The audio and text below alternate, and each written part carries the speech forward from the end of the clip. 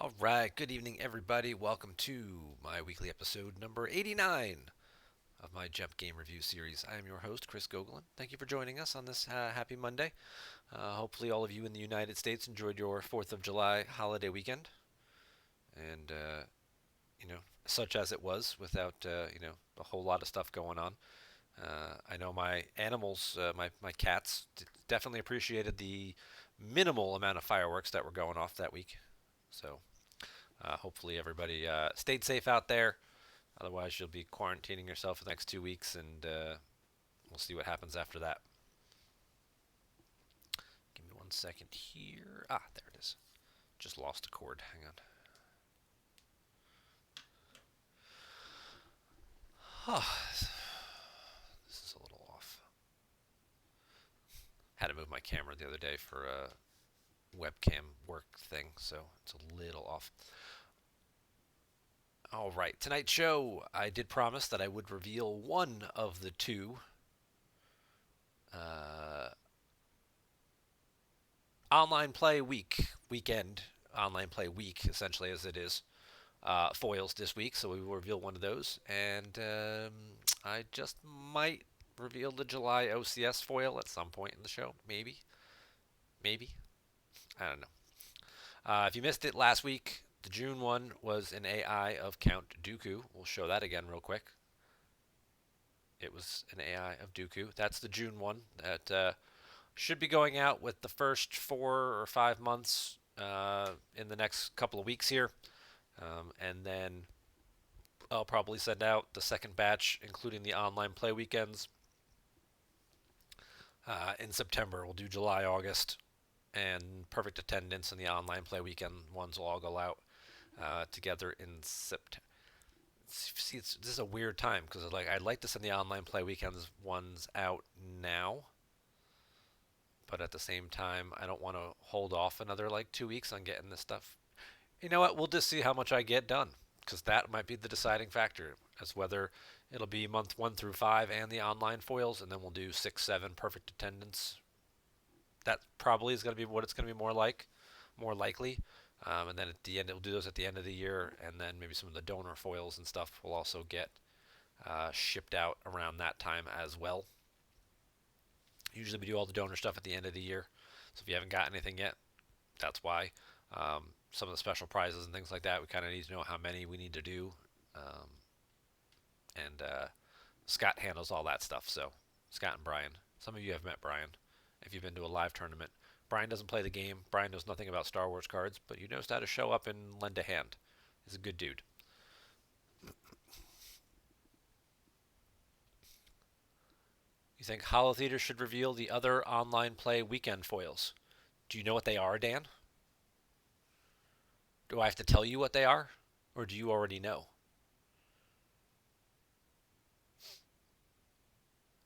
Yeah, but you also don't have the foil. Like I have the card. I'm sure you know what it looks. Oh, you probably have the proofs though. You probably have the template. From your job running that marketing department. You know what? Let me back up for a second. Will there be a Hollow Theater show this week? Because we were all waiting for one last week that just never happened. So will there be a Hollow Theater show this week? And will you have enough time to fit it in with whatever your show is to reveal a foil? Haha. um, but anywho, online play week starting all the details. We've covered this the last couple of shows. Blame Scott. Well, that's usually a good way to do anything. Just blame Scott. So these are the previous year's foils: Snoke and Kit Fisto, Grievous and Isla, Phasma and Cody.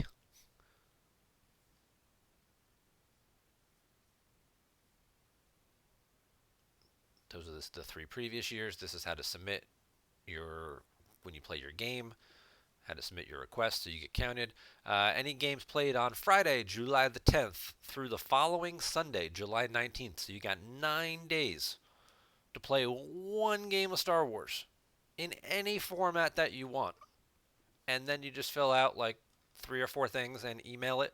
And then your name gets put on the list. And then that list gets forwarded over to me. And then in a short period of time, you get a two really cool foil slips, a light side one and a dark side one.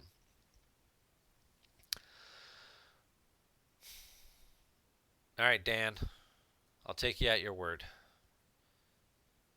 I will only reveal the light side one this week.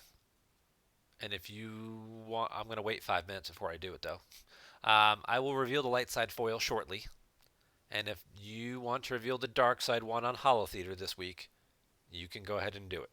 If for some reason your show doesn't happen this week or you don't have time to fit it in, I will reveal it again. I'll do it again next Monday. I'll show off the other one. But if you want to put it out there ahead of time, you go for it, man. Go for it. Have fun. So that's what's coming up this week. Online play. Sadly, most events looks like pretty much everything for the rest of the year is going to be played online. As we found out this week, the European Championships being held in Bochum, Germany, have been canceled. So players could cancel their flights and their hotel reservations and get their funds back. It's a really sad event that this event had to be canceled, and these guys really look forward to it. Most of them, it's the only tournament they might play all year. Really just looking forward to being together with everybody and, the same song and dance that a lot of us feel. Just being together with the people. That's an amazing venue. The people who own that venue, who run it in Bochum, absolutely wonderful people. And, they basically give us the space for the weekend for free. And they almost, like, hey, we're going to take up your entire venue for 3 days. We're going to order we're going to eat here. We're going to drink here. A couple people are probably going to sleep here, and it's an absolutely great time. I had such a wonderful time at Worlds last year. Looking forward to going back someday. This may have been the year. I may have just come back again, like 2 years in a row.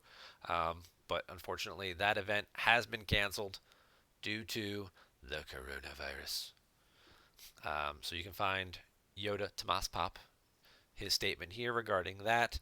It's canceling. Will there be an online event? The European Championship, they are not going to run online. There's so many things going on. But they may do some type of online event, schedule an event for the European community. So they are going to do an event. It looks like it's going to be open for anybody to play in, but the time zone that the event will take place will heavily favor the European players, much like our MPC kind of fit our timeline. 9 a.m. East Coast time and 9 a.m. West Coast time for Phase 2 to start. Those games meant it was very late in the day, and round 2 would have been 2 a.m. in the morning for the European players. They're probably going to set it up for them to play 9 or 10 o'clock in the morning for them to start. So anybody in America would either be staying up till midnight 1 a.m. or getting up at like 5 a.m. possibly to play in the tournament. So obviously they'll have more details when this is fleshed out and announced and what type of format it'll be in the coming weeks. They'll probably do this, something toward the end of August, early September, kind of in the same time spot. But yeah, the actual live event will not take place this year, unfortunately. And with regards to the World Championships, I'm feeling less optimistic as the day goes on, as the days go on, as we get closer and closer. And, whether you believe or don't believe whatever's going on in the media, or the reports and inflation and the spikes and the curves and, people work in the hospitals, they're still seeing sick people come in. It's still a sad thing. Some people are still dying from this disease. Certainly not as many as predicted initially, which is great. So that's good. But at the same point in time, a lot of stuff still isn't open yet. We're still cutting our own hair at home, in a lot of states. So can't even do stuff like that. Can't go out to bars and restaurants really. You can get takeout. You can get takeout, to-go beer.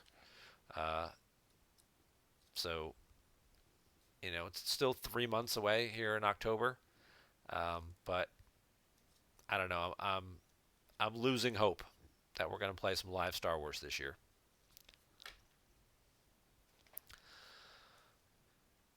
But like I said, that's why we have GEMP. That's what's so great about it. So, and now that we've filibustered that for a few minutes, online play weekend, light side foil slip. We've had Kit Fisto. We've had Isla Secura, all episode 2, episode 1 Jedi. We've had Commander Cody, episode 1 Clone Trooper, and now we're going to add to that with Captain Rex, 501st Legion, episode 1 Clone Trooper, hero of the Clone Wars, and heavily, possibly involved in other Star Wars activities. I don't want to spoil anything or give anything away for those of you who may not have seen any other Star. You know what? It's been out for like 3 years. I can spoil it. I mean, I'm just getting caught up on it myself. He was in Rebels, so he survived a little bit. He made an appearance in Star Wars Rebels. Spoiler alert. Oh no, that's not what I wanted. So now we've got an AI of Captain Rex, and he was in Return of the Jedi. Maybe. I don't remember seeing him. That doesn't mean anything.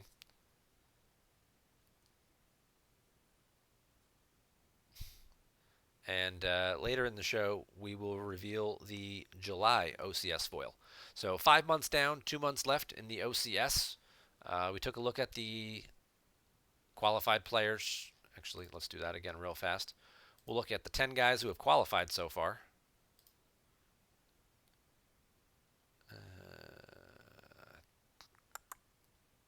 Where did I do it? Did I do it? Nope. Oh, I got to update this post. That's a little out of date. It's probably in here in event details. Yeah. So Tom Damon, Jared Napolitano, Justin Desai, Eric Hunter, Joe Olson, Brian Fred, Greg Shaw, Bastian Winklehouse, Steve Baroni, Justin Branch. Some familiar names on that list. Some world championship titles on that list. A couple Hall of Famers, a couple of MPC champs, Continentals champion, and Tom and Jared. No. Jared's actually been playing incredibly well online. He plays a lot of games, and GEMP. This is exactly what we hoped GEMP would do. It would narrow the gap between the top players and the rest of the pack, and that's certainly condensed that learning curve quite a bit. And we're seeing a lot of people really push their way through and get themselves up to the top and get up to form. Just last month we came so close to both Paul Myers and Adam Fletcher, Echo Base Trooper.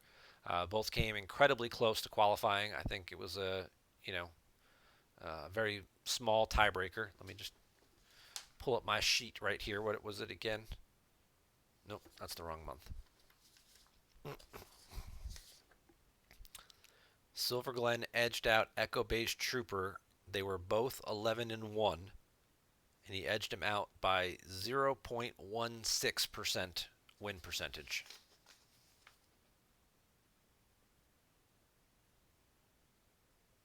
Theory rumor is that he was present for Return of the Jedi, but he was in much of the Chief Star Wars wiki. They fought in the Battle of Endor. Okay, yeah. Second straight month, Adam got jumped last day by a Euro. Oh, yep. Going back to May, you're right. He actually ended up in fourth because Justin was already qualified, so it pushed down to second and third, which is how we got Greg and Bastian to qualify. Although Bastian was 11-1 and Adam was 10-2 that month. But yeah, he did squeeze his last games in at the last minute to get up there. So we'll call him the Cardiac Kid. Maybe this will be his month, third time's the charm. If not, he's certainly looking pretty decent for a possibility at one of those 2 at-large bids. I'm sure everybody in that competition is hoping that Paul Myers qualifies in one of the next 2 months. But I know he did not start off so well this month. He was 0-2 to start the month. Let's take a quick look at the old scoreboard here. Now that Batmouse has refreshed his quarantine leagues, and we're up to week 15. All right. Let's see where he is at. All right, so he picked up a couple wins, so he's 2-2 now. So Paul's on the rebound. He was 0-2 to start, so and Adam jumped out to a 3-0 start here, so got himself in a decent spot. I've already won half as many games as I won last month, so I'm sitting over here, down here somewhere, like 1-0. That's half as many games as I won last month. But you know what? Sometimes you really just have to take a beating to bounce back, to refocus, and come out swinging heavy in the next round. So Heisenberg off to a 3-0 start. Look at that. The inside joke, of course, is that Heisenberg is a bot. He is not. He is a real person, unless they went so far as to create a fake name, address, and PayPal account for the bot. But that was an inside joke among some people because they never saw him play anything other than like 2 or 3 decks, and he doesn't really talk much in his games. So somebody was saying that they had programmed an AI and it was Heisenberg. But Kyle cranked out his games in 3 days. He finished all 12. Then you got Dylan and Stubley, who are both what's this, 9-2, 8-3, 8-3. They're both 8-3 with 1 game left to play. So they can both, if they win, they'd get the 30 points and be at 9-3. Hasn't been enough to qualify yet, but again, certainly keeps them in contention, possibly for those at-large bids. Who knows what things might go up or down the last couple months, the last 2 months here. You know, there's 24 games of Star Wars. Anything can happen during those. So Adam's the unluckiest man in Star Wars CCG. Paul's 1-3. Oh, you're right. That is 1-3. Greg Shaw off to a 1-3 start. That's not a good start for him either, but he's already qualified, so he's not sweating it so much. He's just playing for position at this point. You're right. Paul is 1-3. So this is already shaping up to be one of his worst, possibly his worst month yet, which could also, he had like a 7-game lead, I think, over the other players. He's like 40-8 or something like that. So he had a pretty sizable lead over the rest of the people in the at-large bid standings. So he can afford to lose a couple games, but obviously, you know, I guess people have figured out how to beat his Hitco and his Imperial entanglements with the ATSDs. So, but yeah, certainly some people, certainly lots of games to play. Jared, 8 games, 18 points. It's 5-3. Okay, that's a decent start there. 4 games left to go. Can easily, you know, keep yourself up near the top of the standings, so you possibly have a chance to pick your opponent, which certainly may come in handy for you. Instead of being picked by somebody, having the option to pick your opponent is a much better, much better feeling.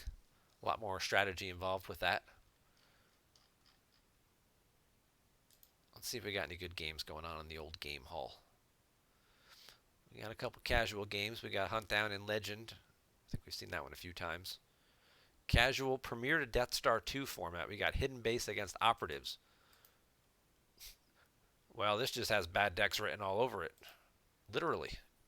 It's Kendall. We'll take a peek in here, see what's going on.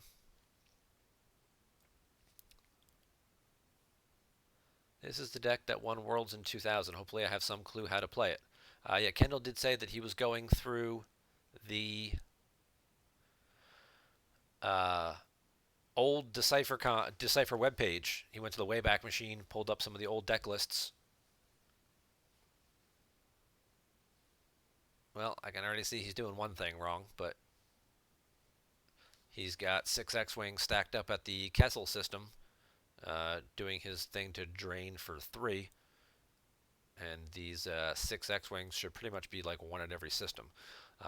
Battle order wasn't even on the table, so it wasn't like he was afraid of paying to drain. But Maybe he was at some point. Just used to playing with shields. It's a tough thing to adjust to. If you get so used to playing, like I'm going to have to pay to force drain, I'm going to have to pay to retrieve stuff, and you realize, when you're playing these limited formats, there are no defensive shields, and this stuff all has to be main decked, and you have to wait for your opponent to find it. The other thing that we've got going on with this is probably a never tell me the odds, which he lowered himself slightly by putting 4 droids on the table. So he put 4 droids out, so 8d8's total isn't counting. So you've got these 3 droids counting for a total of 12 against his opponent's whopping like 4 or 5. For an insert, it would be 13 if he had 1 less droid. Alright, so this guy's got 3 ships. He dropped them, he probed, he missed. Well, I think based on this, you'd have to say it's Kessel, right? That's why he's got all his X-Wings stacked up at Kessel, because that's what the hidden base is, and he wants his opponent to have to move to it. So he can organized attack, beat the crap out of him. He's got wise advice, do or do not honor. He's got rebel fleet to cancel some battle destiny, some force drains, plus the objective also canceling force drain. Oh, there are no operatives. This looks like he was just running Coruscant and playing the spaceport sites. Oh, they never tell me the odds just popped. There it is. So now it's 12-5. So now he's got to lose 7 more cards. So for those of you unfamiliar with this terrible card and wonder why it's shielded,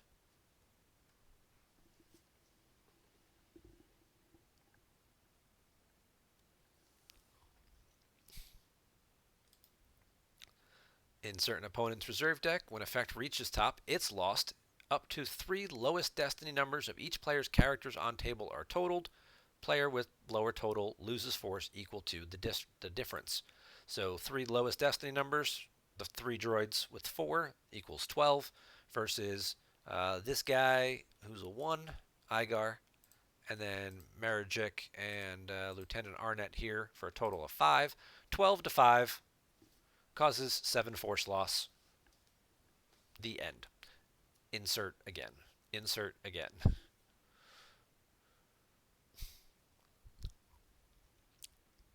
So he drained for 2, because this is old school Imperial Decree.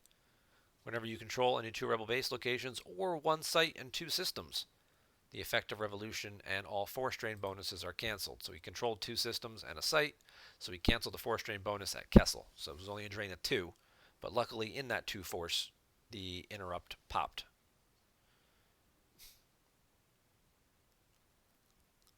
Now we're going to get a couple of X-Wings swarming this Victory class Star Destroyer here, which does not draw destiny by itself.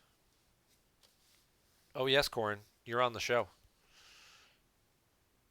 If Paul goes 1-11, his lead is so big. Yeah, his lead is pretty big, but obviously if he tanks this month and gets discouraged, it could roll into next month. So who knows? All right, we got 4 X-Wings going on now.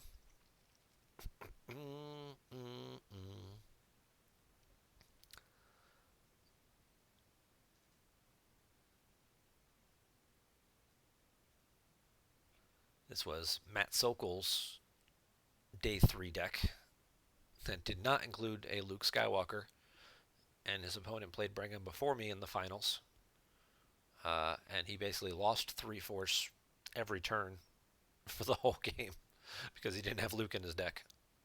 Alright, there's the organized attack. Makes all the X-Wings power +1 and immune to attrition. So these guys are all power 4 and completely immune. So now he's got 18 power. See if he's got a Gick of some kind.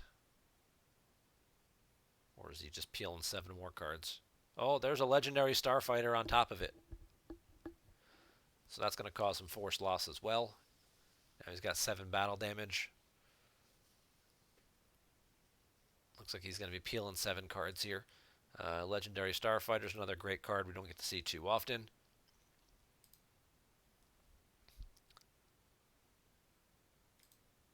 That is the fun thing about these formats, the nostalgia feel of all these cards that you used to see all the time in decks that just now don't make the cut anymore. So let's pull up Legendary. If opponent just lost a starship in a battle, you won. So you have to win the battle, and they have to lose the ship, not just people on it. Little tough to pull off, but you know you can combo it up with weapons and things to make sure you shoot the ship down. Um, you deploy on one of your starfighters. Once during their move phase, they lose a force. If the starship that you put it on is the Falcon or Red 5, they lose 2. And then it also makes that ship power plus 2. So, probably going to be searching for the moral victory at this point for Dark Deal. He's taken some heavy overflow twice. So, he's going to get drains of 1, 1, and 1. 2 of them will be canceled by the hidden base objective, so he's really only going to drain for 1. Oh, actually, this drain in space might be bigger. This is a drain minus 1. So that one's not bigger. He played it could be worse to reduce it by 1. This is a drain at 2, so I'll probably use the objective to cancel this one. So it could be worse for 1. Lose 1 and 1. Cancel, cancel. So he loses 2 total force. And he's got himself positioned to drain for a couple and possibly to find another insert. I don't know how many Matt played. He may have only played the 1. It would seem in the style of deck you'd play more than 1, though. What Luke would you play in this? Jedi Luke. So you have a 6 Destiny Jedi Luke that you can float in your deck just for the Bring Him Before Me matchup, so you can, do that whole thing. Worst case scenario, if you end up putting him at a site, he doesn't hurt your Never Tell Me the odds total. So you just play the 1 Jedi Luke. Or you draw him for Battle Destiny. Or X-Wing Cannon Destiny.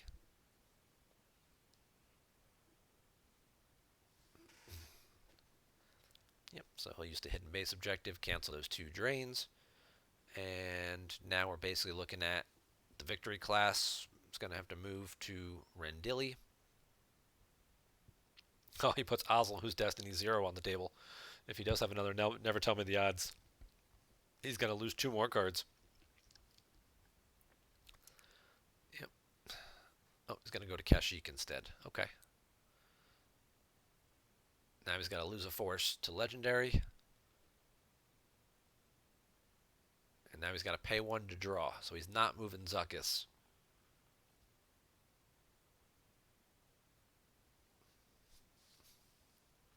That's the other annoying part of Hidden Base. Pay 1 to draw, pay 1 to draw. And it's any time you draw a card from your force pile that you'd have to do it. So, like, even in the current environment, something like Shadows of the Empire, where you draw the card, with the Emperor to cause the force loss, you'd have to pay 1 first to draw the card from your force pile against Hidden Base.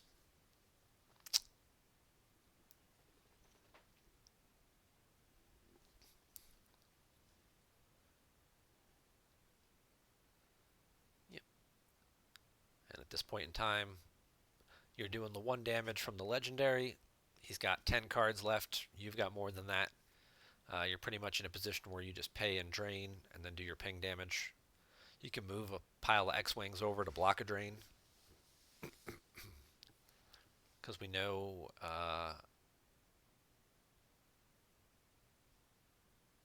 yeah, he's spreading out on the ground here, so we can get an extra drain through as well. You could drop if you had 1 character, you could drop a character here and yep, there's the insert. That'll pretty much do it, unless he never activates force for the rest of the game. But he's going to have to activate because you're going to move a bunch of stuff. Oh, that wasn't it. So now he's really running thin. He's going to just concede. Yeah, actually, I just realized this is Rendili. This is his opponent's system, so that can't be it. So it clearly is Kessel is the hidden base. So he'd have to move to Kessel in front of this pile of 6 X-Wings and pretty much get smashed. So it'd be a moral victory. I found your hidden base. We kind of figured based on the way it was, he piled everybody up here. Kessel would have been the place you would have wanted to start and then try and run away from. But that's always interesting to see some of these throwback decks and these alternate formats and You know, just look at some of these cards that we just don't see anymore, or that have become defensive shields, or that have, uh, like secret plans and oppressive and coward and battle order that we take for granted that they're just going to show up on the table whenever you need them to. And a game like this, if battle order's not out, you just drop 5 X-wings, one in each system. You maybe have a barrier, maybe you have a hyper escape or something, and you're just like, all right, what are you going to do? And it's like they don't have 5 ships, they can't deploy. They can't pay to afford to deploy 5 ships if you're dark side, because your ships are so much more expensive. And the cheap ones, ties and things like that, they don't have hyperdrive. They can't move. Most of them. Um, so yes, you're going to eat 3 or 4 drains unless battle order miraculously hits the table. Some might argue, and against hidden base, you start battle order as one of your 3 effects. Um, but if you don't think to do that, it's probably the right play. Start battle order against hidden base. Um, but yeah, probably over something like Decree. Um, there are hidden base mains deck lists out there that run, usually they run more EPPs though, so again, not the 4 strain bonuses. So you probably want to argue that don't start Decree, start Battle Order in this format against hidden base. But that was fun. Ooh, we got another premiere to the Death Star 2 game.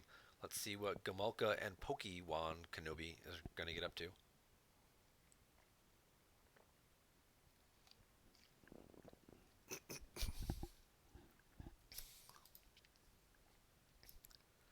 Looks like Jagtag's Huntdown ended up winning that game against Legend. He's already moved on. Playing his own Legend now against Gavin's ISB. Then we've got, not a lot going on. Kind of a quiet night on the old Jumperoni.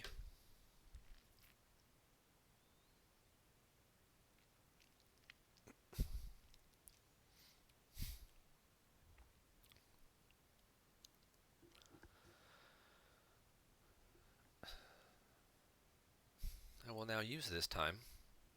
Got to jam all the games. So, Chris, are you going to be on this Thursday for Dan Plays? Sure, Dan. What time are we playing at 7 o'clock? Is that what time it shows? 7 o'clock my time, 4 o'clock your time? Is that what we're doing? And what format do you want to play?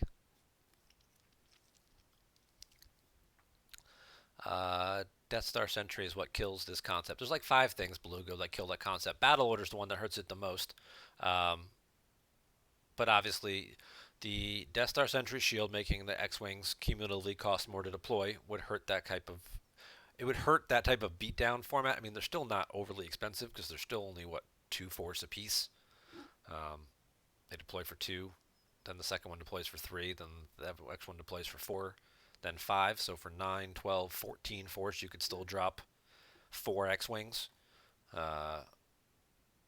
With an organized attack, it's 16 power, completely immune to attrition for 14 force, and then a battle destiny.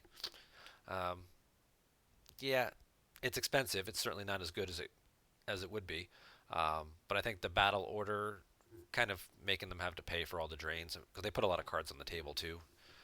With that kind of thing, it does make it a little less cost effective. But yeah, the Sentry Shield certainly hurts it.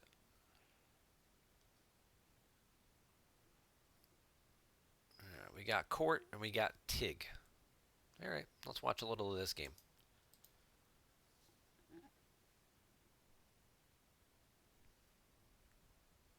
And while we do that, get this game loaded up. Your July OCS foil. I said I would do it. I say I'm going to do something. Usually I get it done. Not always. It's Poe Dameron. So we've had some episode 1 cards. Now we've got some episode 7 cards. We had the Falcon. Now we got Poe.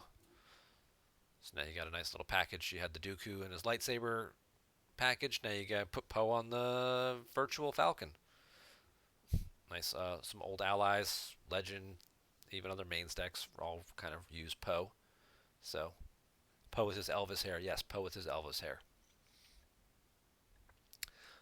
Sorry, you had to mute me. You muted me. All right, I understand that. Did you say you were going to be on this week? Are we playing? Is it 4 o'clock your time that we're playing, Dan?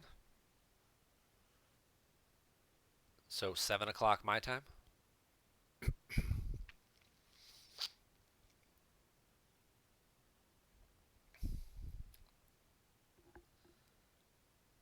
4 your time, same as your show. That would be 7 my time. That would be 4 your time. This is the problem we had last week. You're like, let's play at 4 o'clock, and I'm like, I work till 5. BB-8 and Black Squadron from the local tournament weekend. Yes, that is correct, Jared. That was the foil for last year's local tournament weekend. Uh, it was BB-8 in Black Squadron, whatever he is. Um, Probably Black Squadron 1, right? So TIG starting insurrection, staging areas for the docking bay, extra activation, and draw their fire. You got a Jedi Luke. He's going to move over real quick.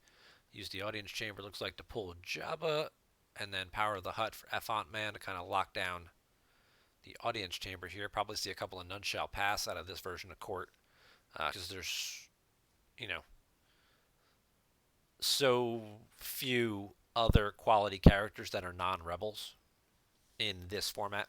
It's very rebel heavy. You don't have your episode 1 guys yet. You don't have any of your episode 7 guys yet, obviously. Oh, we got some speeders. He's going to the 1-0 docking bay for some extra activation from staging areas. Docking bay you occupy, plus 2 of you control to get the extra generation. So he'll go to the non-battleground docking bay. And then he'll move Luke out probably to this docking bay as well. What format would you like to play, Dan? Are we just playing open? Do you want to play any fun, like, thematic style decks? Do you want to pick my deck that I have to play against you, or at least decide? It's your show, man. You tell me. I'm open. I'm open to all the possibilities.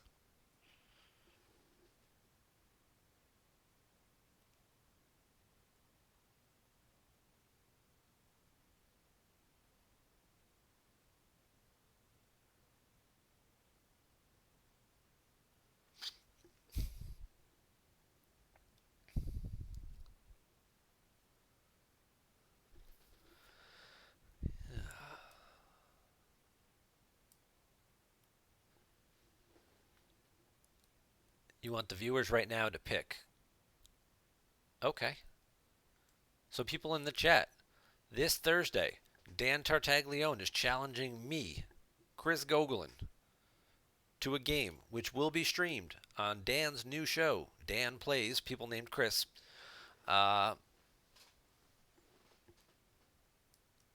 and he is going to let you guys decide what format we play.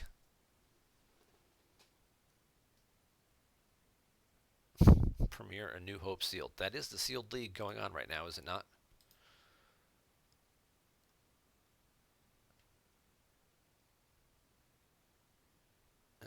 Jabba's Palace sealed is just about over, as is Premiere A New Hope sealed. That will end Thursday just after, so we could join this tournament, build decks, play them once. We probably wouldn't be able to play both sides, light and dark, because the tournament would end before we get to, unless there's a new one up. Is there a new one up yet? No, there's not a new one up yet. So I don't know that sealed is going to work for a Thursday gameplay, because we can't play both sides.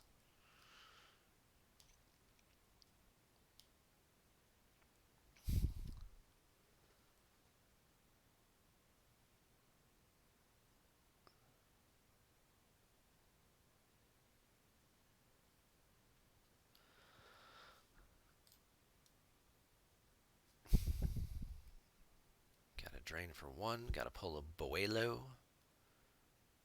Look for a docking bay that's not there. Yeah, there's no Nal Hutta to get a system out. You could end up having to deploy ships to his own docking bay. That would be absolutely terrible.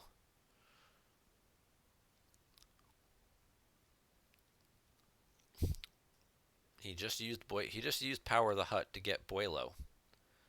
I guess he didn't notice whether or not he had any docking bays in there when he then used court to pull the docking bay. But yeah, that's the challenge. You gotta, there's no easy access to pulling a system out of your deck. You gotta dig for it.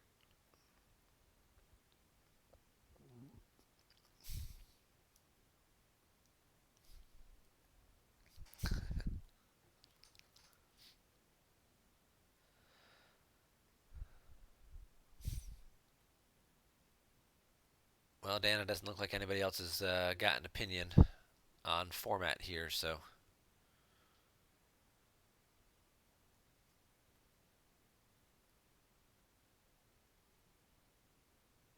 drains for 2. He drained for 0 at the other docking bay. Just because you can click on it, why not? What effect is this he's got over here? Income Corporation. Okay. Income Corporation makes your permanent pilots, instead of being ability 1, they're all ability 2.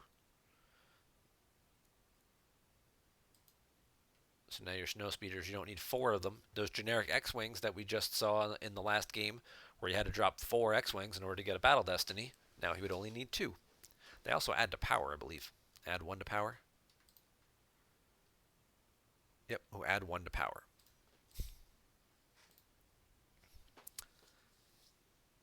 Incom Corp was always a fun card. There goes a Lin Me and a Dr. E. Well, right now both sides are basically losing 2 force a turn. He's draining for 2 here. He's draining for 1 and doing 1 damage from court.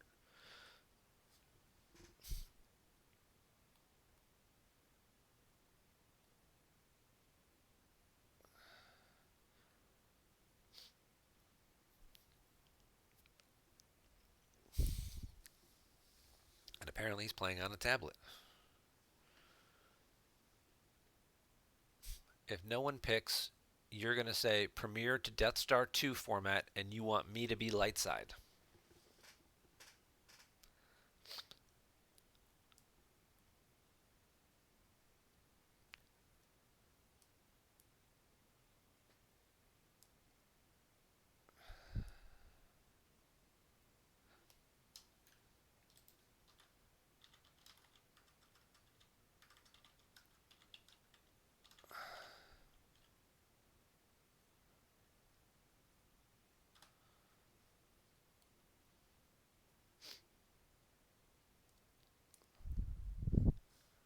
Oh, this is a league. Is this a league game?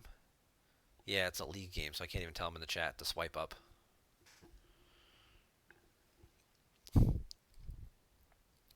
Ooh, there's an asteroid. Ooh, this is interesting. An asteroid. I mean, he's going to put some of them Ewok catapults down. Here's a card you haven't seen in 20 years. 2 cards you haven't seen in 20 years, actually. You just played Chris Kelly's Watto last week in a Jawa format game. Yeah, that was no fun. Yeah. So, Asteroid here. Vehicles and devices deploy -1 here. Once during each of your control phase, may place your weapon, device, or non-creature vehicle present on top of reserve deck. So you throw them down on Endor. You throw down an Ewok catapult, which are Destiny 7. And once during each of your control phase, so after you've activated all of your force, you put that Destiny 7 card on top of your reserve deck. And then you go pick a fight.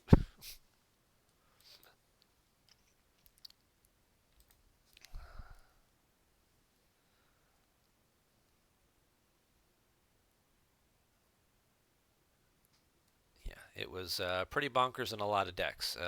Main style decks like this, like TIG, where you're trying to win battles and put people out of play, or, clear characters out.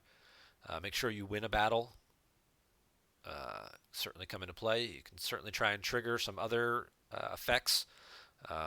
Set something up for the following turn, like, hey, let's put the 7 on top. And then, oh, gee, when he force drains here, I'll play Surprise Assault, and I know I'm going to draw the first card. It's going to be a 7. What's his total power here right now? 7. So I get 2 more Destiny draws, and he's losing whatever I happen to draw for those. Yeah, there's lots of possibilities with putting sevens on your deck. When lightsaber combat first came out, it was one of the things. There was one version in 2001 that we saw people doing this with, where you just throw the droid down and you would just put sevens on top. So then you would stack a card from hand, put a seven down, and then you would always have a seven on top of your deck. Uh, some people called it the kitty version because it was so easy to play. It wasn't that easy. I mean, yeah, it was still easy. It was combat. It wasn't all that complicated.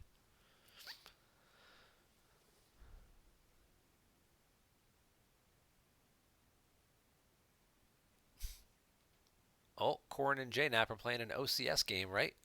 And Jared's gonna leave. Good luck, Jared. It's Court versus No Idea, which is a boring matchup according to Dan. We'll stick with this game a little longer. That game's probably gonna take a while, and it's already almost 8 o'clock. I don't want to jump into a whole new game here.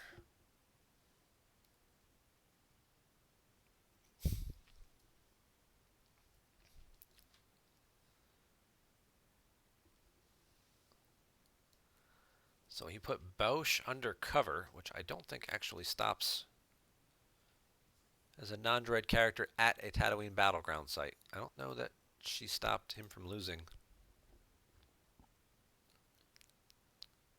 Deploys Bausch, and then Court made him still lose one. So yeah, so he still lost one. Um, Based on the old Decipher rules at the time, this probably would have met the requirements. You have a character, she's at the site, because inactive wasn't really a thing yet. It didn't make sense that she would count, considering she's undercover and doesn't really seem there. But I'm pretty sure this is how we used to get around, or people used to get around court damage 20 years ago. Oh, God, 20 years ago.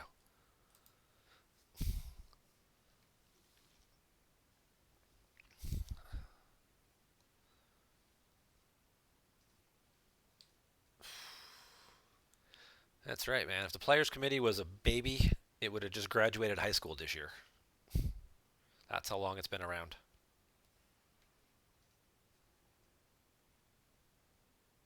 It's a weird thought, I know, but I have those weird thoughts all the time.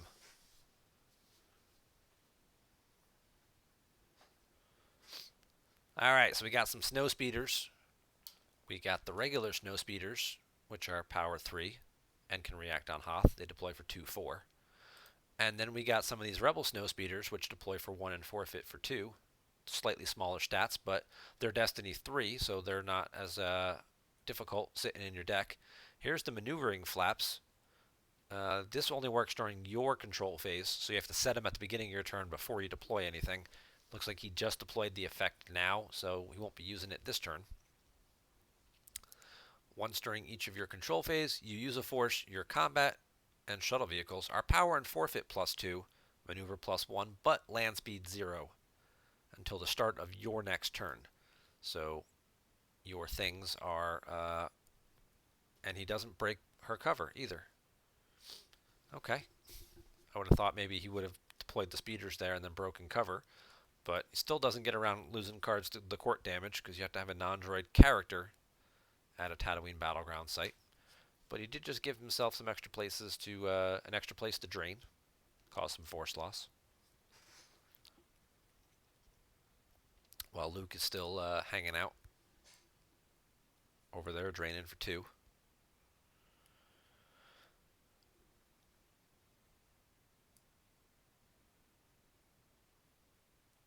PC was around since 2002.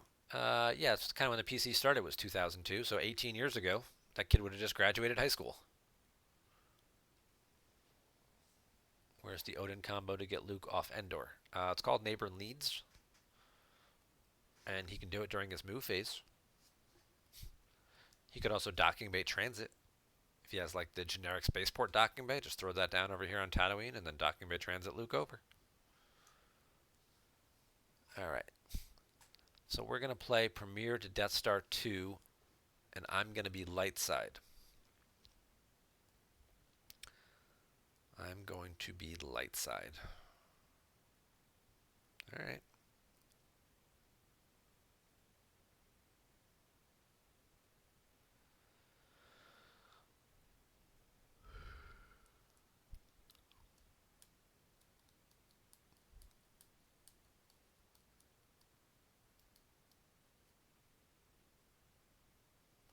So many possibilities. What to play, what to play. What's at least going to be fun to watch, too. It's like, I'm going to play Mind What You Have Learned.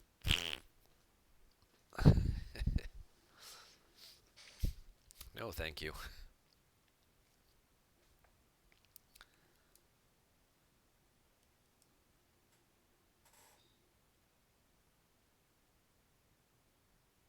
This is what we are going to try and do. Oh.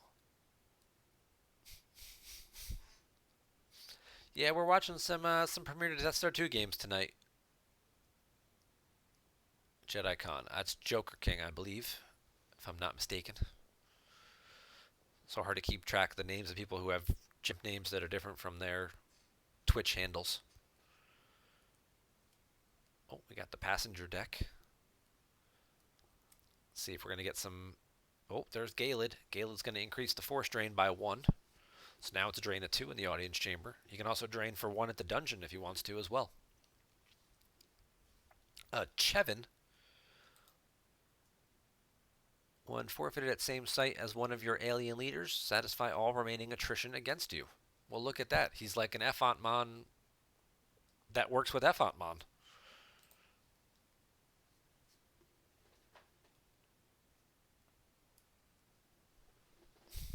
Profit's a thing. Profit's an interesting concept.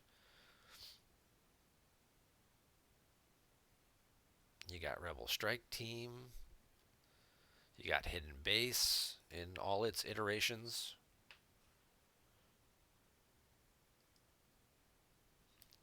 Operatives was still a deck in Premier to Death Star 2. There were still speeder versions of Operatives that were pretty solid in that 99 in that 2000 World Championship. The Death Star 2 card, leave them to me, kind of, was the final shot in the nuts for that deck. But even after the errata and Special Edition, and even through Endor, they did persist for a while. DBO is still terrible. Throne Room is still good. Throne Room still has Revo. I don't think.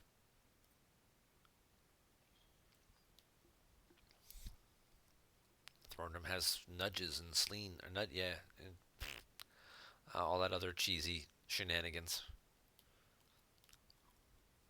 Tig is a pretty popular deck, a pretty strong one at that. Could just play Rescue the Princess. That deck actually holds up fairly well in that format because there's just so few dark side characters that draw Destiny by themselves. That can really kind of challenge that deck.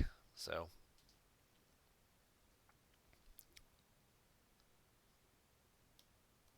we got a big pile of guys draining for 2 in the audience chamber. Meanwhile, you got he had a Vader. You got Luke and the speeders draining for 2 and 1. He really just needs to break her cover at this point, just so he stops losing to Court, and then he'll be ahead in the damage output. He'll be doing 3 to 2.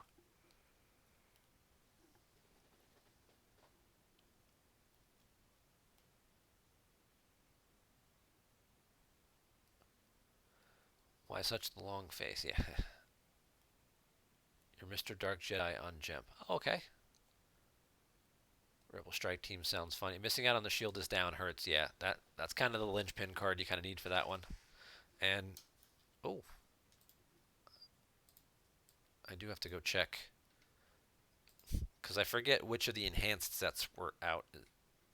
Did GEMP just crash? That'll be a way to sort of end the show, or is it just my internet?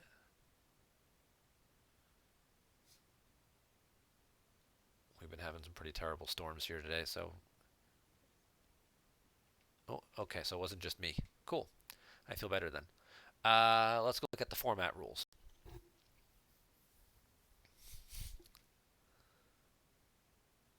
Premier to Death Star 2. Valid sets, yada yada. All the way through Premier through Death Star 2. Plus we get EPP, ECC, EJP. Okay, so all 3 enhanced sets were out. but you've got no keep in the Empire out yet for QMC, although QMC still has some options by itself.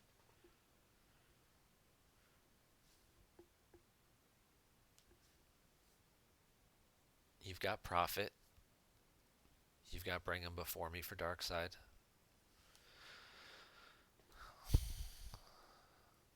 Yeah, there's some plenty of good options available on both sides of the aisle there.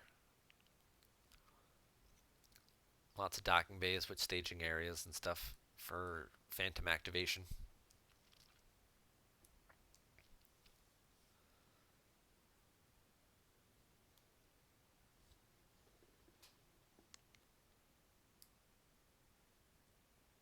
It's the 7 p.m. nightly crash.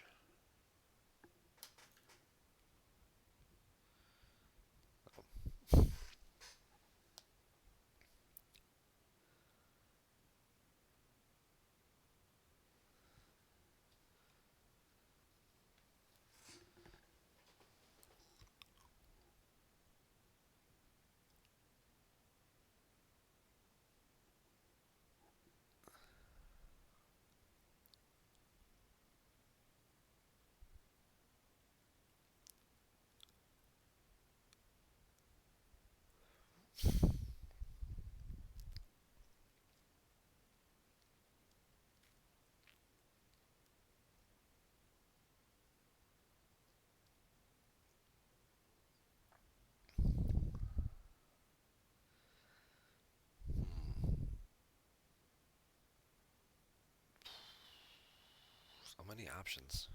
Maybe something with lift tubes. When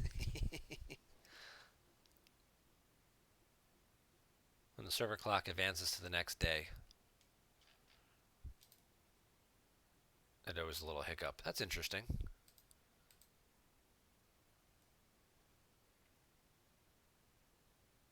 That is interesting. Little GEMP glitch. Okay. Oh, Pokemon throws away Honor. Must not understand how that card works. He's losing it from his hand. That would stop him also from losing one Force to Court. No, Escape is out. Never mind. Honor's not doing anything. I take that back. I forgot that. I didn't look at what he was actually starting up there.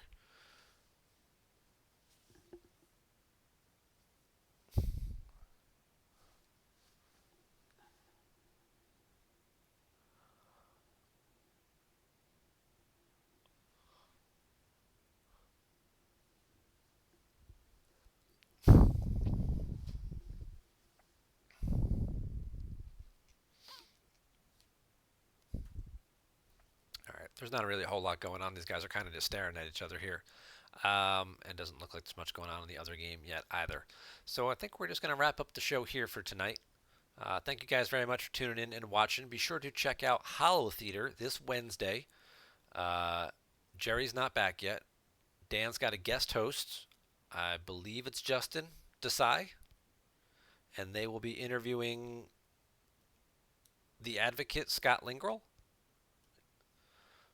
So be sure and check that out. Apparently, he will also be revealing the Dark Side card that will be coming up in the online play weekend.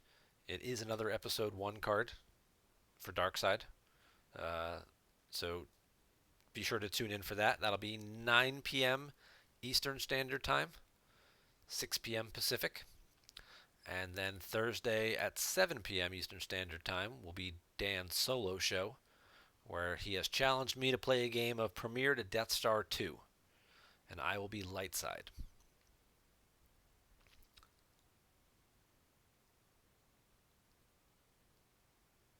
What the heck is going on here? He battled, he dropped Scum, he battled, he doesn't get a Battle Destiny. Yeah, okay. That's how I know it's time for bed. Well, thank you guys very much for tuning in. Hope you enjoyed the show. Everybody continue to stay safe out there. Get your GEMP games in, get your leagues in, get your OCS games in. There you go, the hidden weapons. Okay. He drew a 1, which I believe is what? No result? No effect. And I'll see you guys back here next Monday. We'll check out we'll recap some more OCS stuff, see how online play week is starting off, and go from there. So you guys take care, have a great night, and stay safe.